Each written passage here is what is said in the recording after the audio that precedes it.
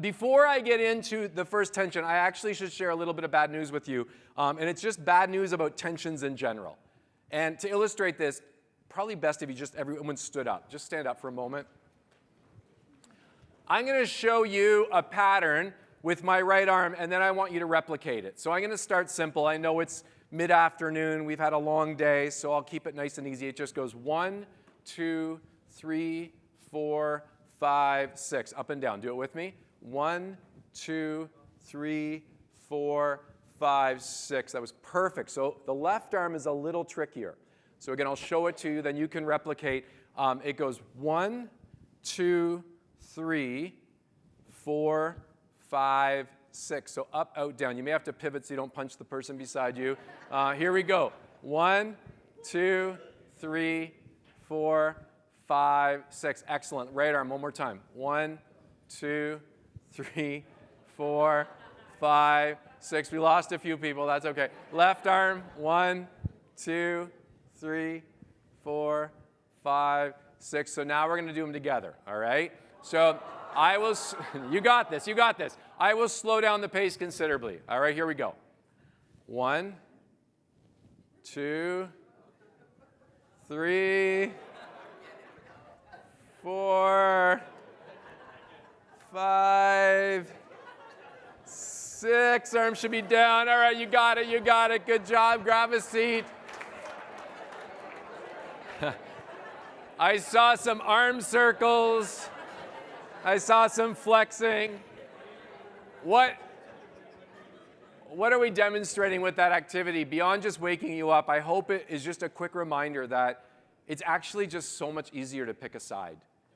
Seriously, I can show you something and you've got it. You can adapt to change. I can change it up. But the moment we have to do two things simultaneously, especially when it feels like those two things almost are in a bit of conflict, well then, now I feel a bit more vulnerable.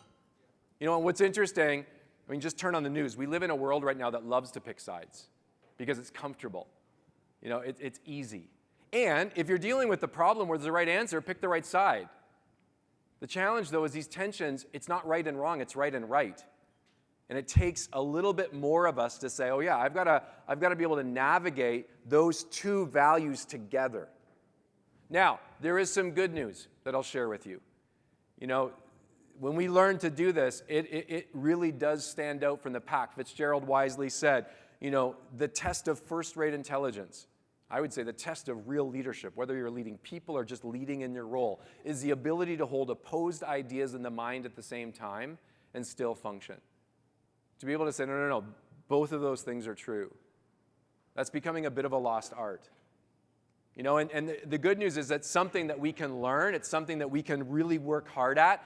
And we can be reminded of how it's done because today, every single person in this room will breathe about 22,000 times. And breathing is a lovely example of how tensions can be managed well because breathing isn't a problem to solve. You can't pick exhale. You can't pick inhale. Well, you can. It just won't work, right? They only work when they're working together. Let's just play with this a little bit.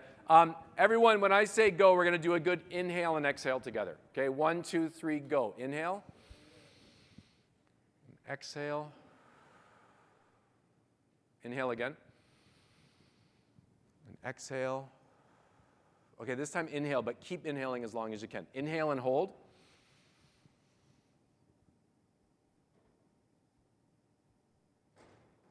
All right, let it out. You get it. You get it. And keep breathing, by the way. I just want to demonstrate this is not just true of breathing. This is true of any tension.